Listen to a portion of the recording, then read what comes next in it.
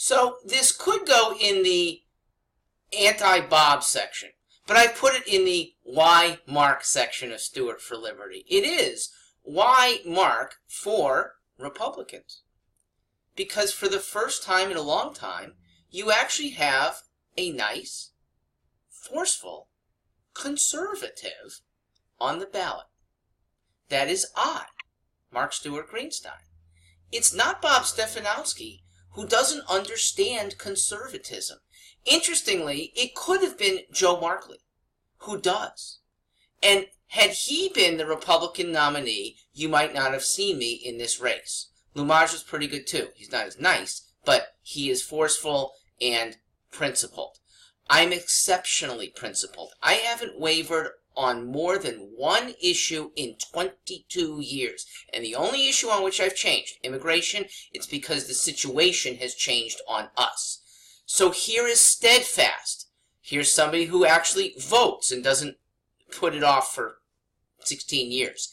Here's somebody who teaches conservatism when possible. That socialism is evil. And that we in the United States, at the federal and more at the state level, are creeping into socialism. That's not nice socialism that's voluntary. I'm talking forced socialism. Socialism that says you, with your stuff, must give.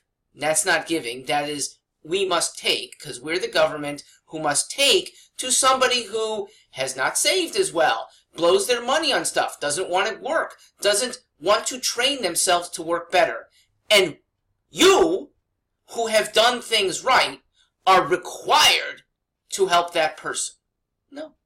The conservative says, we want to help people who want to get help. And we are exceptionally charitable in that way. This conservative is a conservatarian because I want to make sure it's not the government demanding that charity, but to know that communities have a moral uplift when we do charity, and we do it our own way. When we actually scout out the needy people, when we actually monitor what's done with the money given to a homeless shelter, what's done with the few bucks given to an alcoholic who keeps coming back to us. We are more in control of charity when we don't use government for it. Government creates entitlement attitudes. An attitude of entitlement is a dangerous thing. Ladies and gentlemen, Bob does not speak to this. I will. When you expect things to come to you from society, you do less for yourself. You take from others. You also lack gratitude, because you can only have gratitude for individuals. A government doesn't get gratitude. Okay, you don't have a way to reciprocate. You don't have the attachment. I want to divorce our attachment that still remains for the social welfare state, because the individual welfare giver deserves the gratitude, and with it the better tie and the better uplift that says, you know what, this family helped me out when I was out of a job. Okay, they helped me when my home got partly destroyed from a hurricane and helped build it up. That is a communal attitude. Community is what socialists have always wanted, right? But community is best delivered without government force. So here is a forceful, minimal government candidate that Republicans should have embraced. Okay, so I'm not popular yet, but you got a chance to put somebody higher in status and vote your principles. If Bob Stefanowski is really principled in your manner, fine, I have no objection. But please ask whether Bob is principled on behalf of donors, on behalf of handlers, and isn't really his own campaigner. Okay? In quiet, I'm sure he's his own man, but he hasn't displayed this in 12 weeks of campaigning.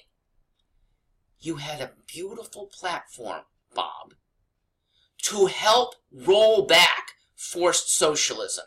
Your Democrat nominee opponent is an adamant progressive. Okay, How easy is it to take the stage that you've been offered and roll back forced socialism, to point out the problems with forced healthcare, lack of choice, higher premiums, higher deductibles, ones that people then can't even fully use because they haven't exhausted their deductibles? How easy would it have been to talk about how labor laws driven by socialist agenda have constricted business, and how government laws have kept businesses from forming in the first place? You say you're a businessman, but you're not a small business provider of ideas. You don't seem to exude the attitude that has built up Connecticut's small businesses. Yes, you've run some big businesses. I'm the one who has built a couple businesses, small and growing, and with gratitude from the many employees that I have hired over the years, and the many families that I'm in touch with who I've helped propel to better colleges, better scholarships. Republicans who do have the choice still really ought to think about propelling somebody who is more in your corner than your current nominee. I am Mark Stewart Greenstein. Please see more at stewartforliberty.com.